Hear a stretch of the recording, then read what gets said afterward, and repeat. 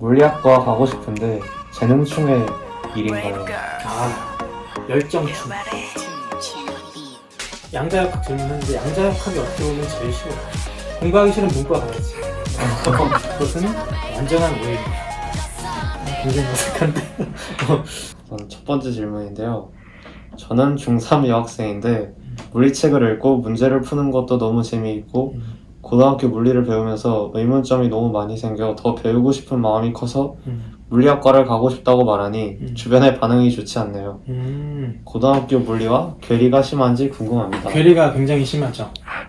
고등학교 때 힘과 운동 이런 거 배우잖아. 그러니까 우리나라 혹은 전 세계의 물리학과 교수 중에 힘과 운동 연구하는 사람 있을까? 없죠.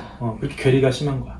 힘과 운동, 뭐 문제 푸는 거 이런 거 생각하고 이제 학부모님들께서 취업이 혹시 안 될 수도 있으니까 그런 거 하지 마라. 그것은 완전한 오해입니다. 실제로는 물리학과에서 하는 연구나 공대에서 하는 연구나 타픽이 굉장히 비슷해요. 서로 공동 연구도 많이 하고, 근데 공학에서는 좀 많이 만드는 거 위주로 하고 물리학과에서는 그 특성을 분석하는 것 위주로 새로운 물리적인 특성을 발견하는 것을 위주로 합니다. 그래서 우리가 새로운 발견을 해서 새로운 물성을 발견을 해야 그것을 엔지니어링해서 상용화를 시켜야 우리가 쓰는 거잖아요. 힘과 운동 같은 거 안 하고 그거는 이제 100년 전에 하던 거고, 네. 우리는 실제로 이런 현미경 같은 굉장히 재밌는 연구를 하기 때문에 물리학 전공을 할 가치가 충분히 있습니다. 두 번째 질문인데요. 이번에 물리학과로 입학하게 되었습니다. 가고 싶었던 학과에 오게 되어 좋지만 주변의 반응과 제가 많이 부족하다는 것을 알기 때문에 잘 나아갈 수 있을지 많이 고민되네요. 물리학과에 오면 생각보다 물리 개념을 소화시키는데 어려움이 있어서 그런 고민이 있는 학생들이 많을 것 같은데, 사실 대학에서 가르치는 내용은 대학생들이 노력을 하면 사실 소화할 수 있는 내용이야. 근데 100%는 커버를 못하는 거지. 그러면 어느 학생이 더 많은 양을 소화할 수 있느냐? 물리에 대한 관심이 많은 학생. 프로그래밍에 대한 관심이 많은 학생.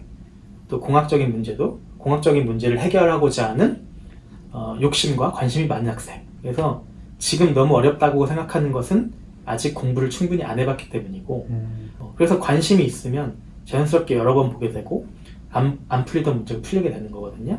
그래서 조금 더 끈기를 갖고 열심히 해보시고, 그래도 안 되면 그때 다시 이야기를 하시면 좋을 것 같아요.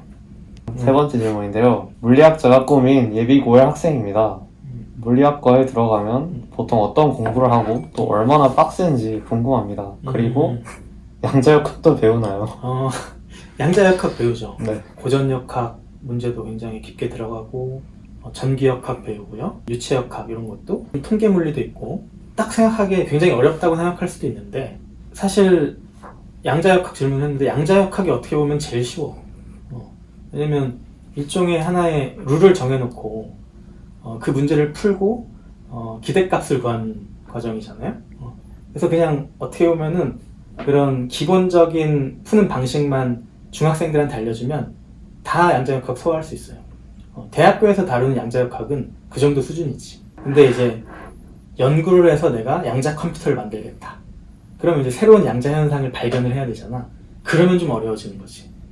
그런 양자가 어려운 거지, 대학 수준에서 다루는 양자역학 교과목은 사실 조금 수식이 복잡할 수는 있어도 소화할 수 있는 내용이다. 다른 교과목도 마찬가지고, 그리고 물리학과 과목이 공대 과목에 비해서 절대 어렵지 않아요. 물리학과에서 하는 공업수학, 다른 역학도 많이 하고 기계과에서 그 문제들이 풀기 훨씬 어려워.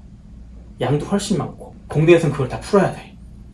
그래서 답을 딱 구해내야 돼요. 정확한 값을. 왜? 공대에서는 오차가 있으면 안 돼. 근데 물리에서는 그 정확한 값을 구하는 것보다 그 물리적인 개념을 이해하는 걸 더 중요시 생각해. 계산을 할 때 오차는 어느 정도 허용이 돼. 좀 그 오차 범위 내에 있으면. 오히려 물리학과 과목들이 공대 과목들보다 더 학생들이 받아들이기 쉽고 공부하기 쉽고 또 과목들 간의 연계가 있기 때문에 공부하는데 큰 어려움은 없다고 생각합니다. 공대 공부를 안 해봐서 그래. 공부하기 싫으면 문과 가야지. 공부하기 싫으면 문과 가야지. 위험한 발언인데 이거. 아니, 문과는 굉장히 고난이도의 철학적인 사고가 필요하기 때문에 굉장히 필요한 학문입니다. 네. 그 정도는 네 번째 질문인데요. 물리학과 가고 싶은데 재능충의 일인가요? 나도 재능충이 아니고 내 물리학과 교수가 됐고 우리 대학원생들 열정충, 우리 대학원생들은 재능충이다. 근데 그 재능충의 그 원천은 열정이다. 그래서 물리학 문제를 굉장히 잘 풀지 않더라도 물리학 연구는 충분히 할 수 있다. 물리학 문제를 잘 푸는 충일 필요는 없다. 그러면 마지막 질문입니다. 저는 타 대학교 2학년입니다. 이제 내년이면 3학년이 되는데 2학년에서 3학년으로 올라가는 겨울 때 유니스트 인턴 생활을 체험하기에는 너무 이른가요? 대체로 몇 학년 때 주로 인턴을 하나요?